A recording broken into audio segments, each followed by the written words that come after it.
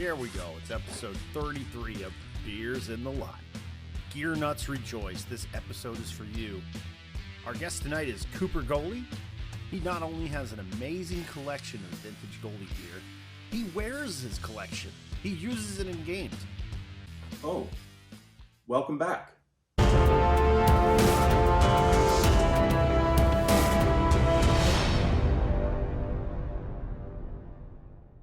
Sorry about that delay at the beginning. While I was waiting for you guys to show up, I was listening to a podcast called Beers in the Lot, and on episode 33 that just released, I happened to be the guest on that show. Anyway, I'll put a link to that down in the description if you want to give it a listen. It was a good, fun evening of talking to the guys and getting to talk about my gear and the passion I have for collecting and wearing the old gear. So if you don't mind, give them a listen. I'll put all their links down at the bottom here. So this is the gear I wore last Sunday evening for my old timer league. Basically, you could say the theme here was the 70s. So we'll get started and we'll talk about each piece. So this week we'll start by talking about the pads. These are an early 70s Cooper GP 59 XL 34-inch with the custom 4 knee rolls instead of the 3 knee rolls. So in the early 70s, GP 95s were the Super Pro model, 59s were the Pro model pad. Like I've been trying to add some details recently on how you age some of these things. These are pre-1976 model pads. So they're somewhere between 71 and 75. A couple of the details that tell us that for sure are in 76, they changed the upper portion of the pad to have a nylon backing, basically from just above the knee to the top of the thigh. Also, at that point, they added a flared edge to the knee rolls. So it came out kind of in a half circle shape here, and the knee rolls came back a little further to protect more of the side of the leg. This also has the brown canvas side panel with the white Cooper patch. This set of pads is in amazing condition. I did replace all of the straps, including the sewn-on straps at the top, which I did the exact same way that they originally were done. It's also got all new buckles. Unfortunately, it was just too dried out and I couldn't save the originals, plus the buckles were rusty. Dry weight on these is 6.75 pounds each. I didn't weigh them after the game this week. Honestly, it's kind of a moot point now. I've shown everybody that even after back-to-back games, we're only gaining a couple of ounces. So now we'll talk about the gloves I wore, and I'll let you in on a secret. I did cheat a little bit when it came to the gloves. This blocker is a GM12, but it's a later model GM12, probably about mid-80s. It does have the finger protection on the front, but that's not why I went to this one. I chose this one out of my collection because it has a Durasoft palm. And the earlier 70s ones would have a horsehide leather palm. Unfortunately, over the years, the decades, that leather palm got stiff and shrunk up from being leather. I didn't really want to go through that during this game because it can really, you really have to grip. You have to really use your hand strength to hold the stick for an entire game. So I opted to cheat and go with the Durasoft palm because it's nice and soft and flexible and wouldn't cause me any issues. This is a GM12 with the baseball style solid pocket. This particular design was introduced in 1975, and in the early 70s there were just some subtle differences. Earliest, you would have had a leather cuff on the glove, and then they switched to the nylon. But I'll show you an example here. This one's in a little bit rougher condition. That's the earlier version of the nylon cuff, which has 2 pads inside of the front of the cuff. The version I went with, which is from 1975, 76, 77 era, has like a cover with plastic over top of the face of the cuff. It's still mid-70s because you have the white patch with the logo instead of the screen printed name across there. GM12 isn't a very big glove, and it isn't a very big cuff, and there is no cheater, but I like this glove. Little fun fact for you, if you remember on all the old Cooper gloves, when you started seeing that Snap Action logo on there, in the catalogs and in the marketing efforts for the gloves, they talked about that being an intended design of the glove, that when a puck would hit and make impact, it would cause the glove to try to close. I didn't really do anything with my fingers there. You can see how it tries to pull the glove closed. You could probably do that with about any glove in the era of this design, and it would cause that to happen. Maybe not so much in newer gloves, because I feel like they're a lot stiffer design and different pocket style. I don't know. You tell me. I do feel like when a puck gets there, it stays there for the most part. You'll see in my game footage, I make a lot of saves incorrectly, and they bounce out from, you know, the heel of the thumb area. And that's just me. That's because I'm not that great at catching pucks, really. So now we'll talk about the helmet combo. This is an SK600 with an HM200 cage and a TP throat protector dangler. This is a first model year SK600, so this is from 1975. Few differences as it evolved from there was the original didn't actually have a logo on the side. We had a single hole on the sideburn. And interestingly, in the catalog for 75 and 76, they don't even show forehead mounting holes.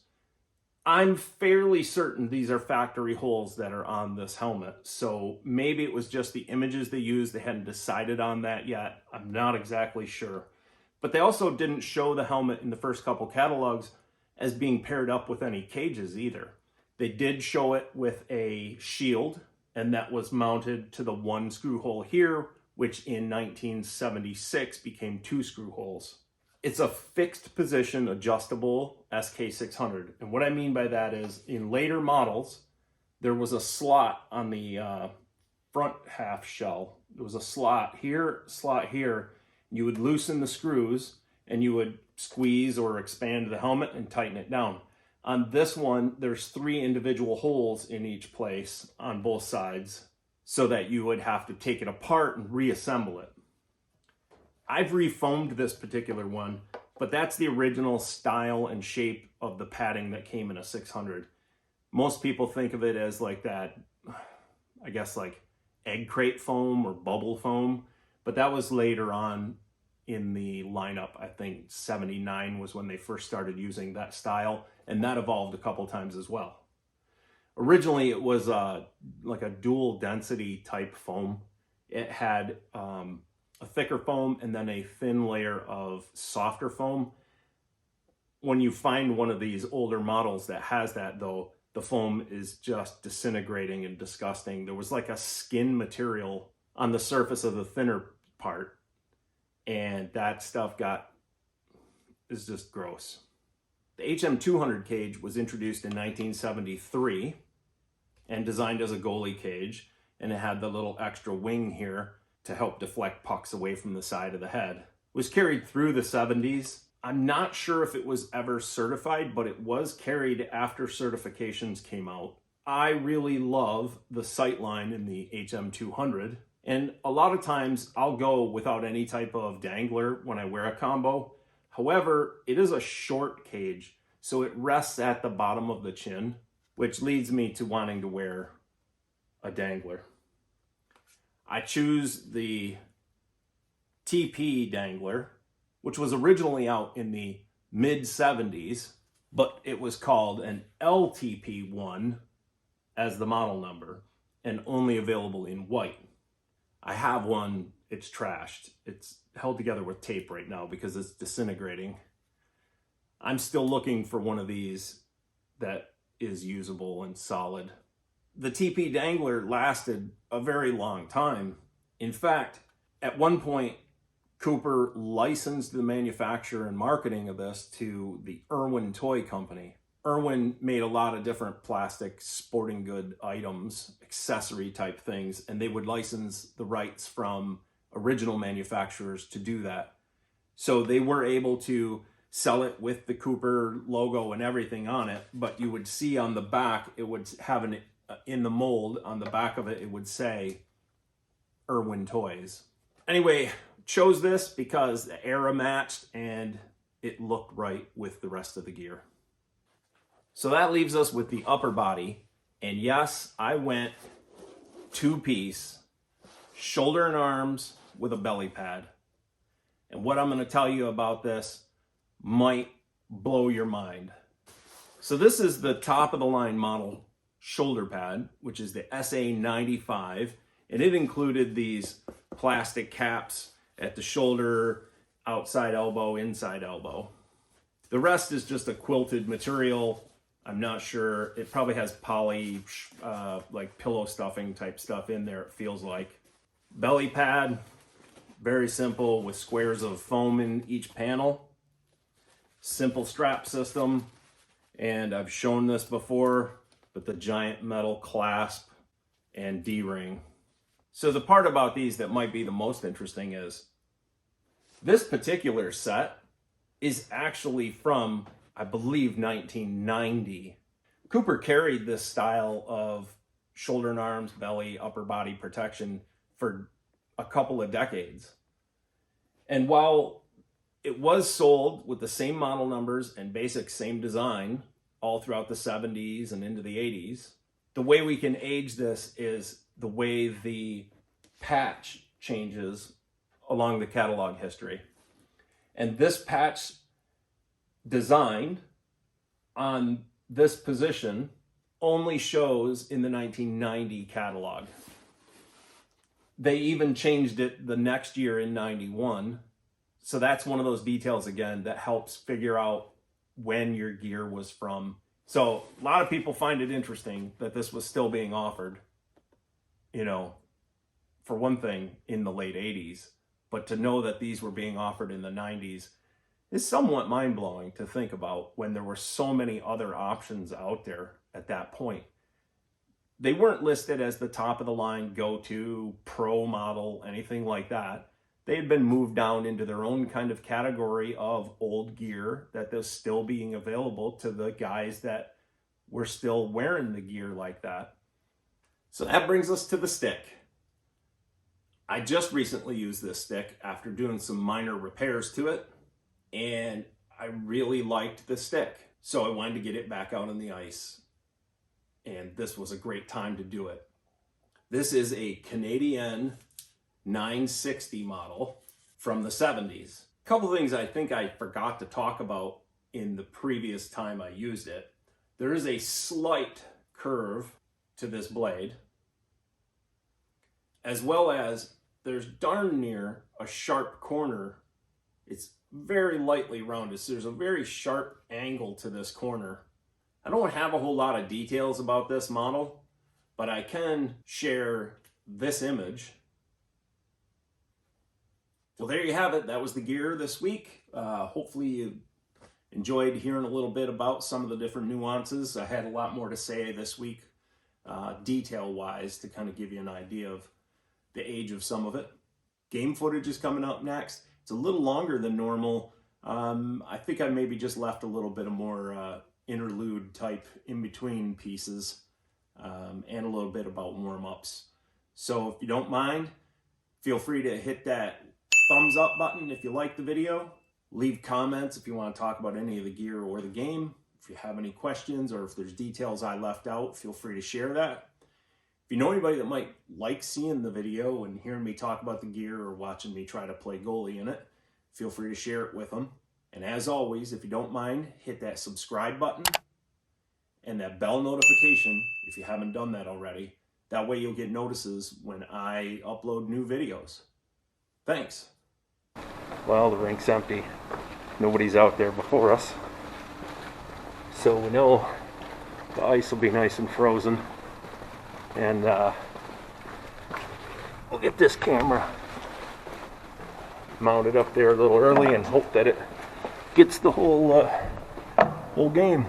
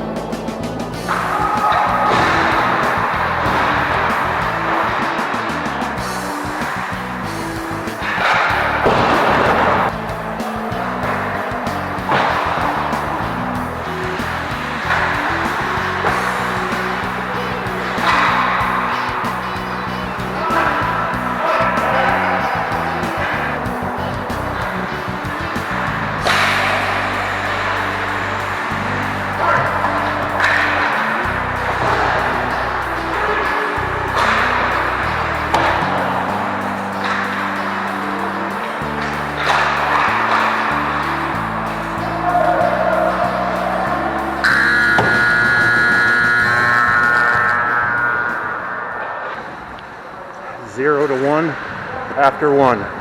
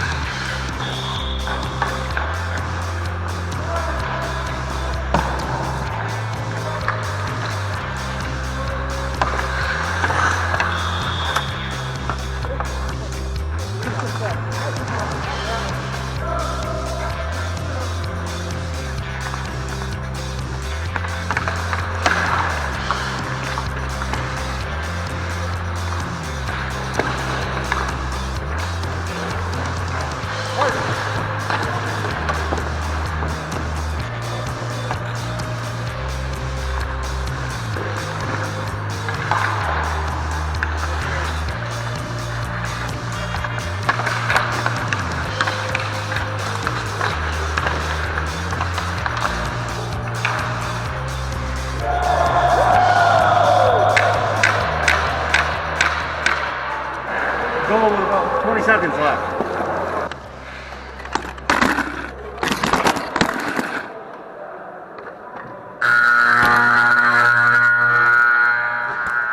Tied 1-1 after 2.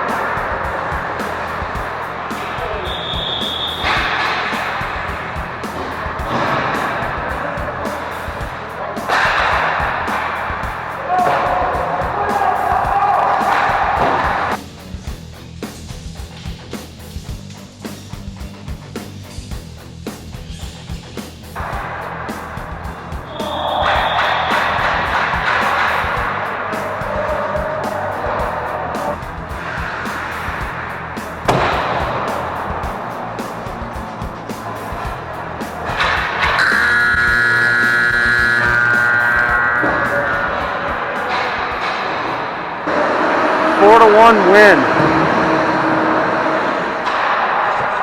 Well, that was a fun game. A win I desperately needed.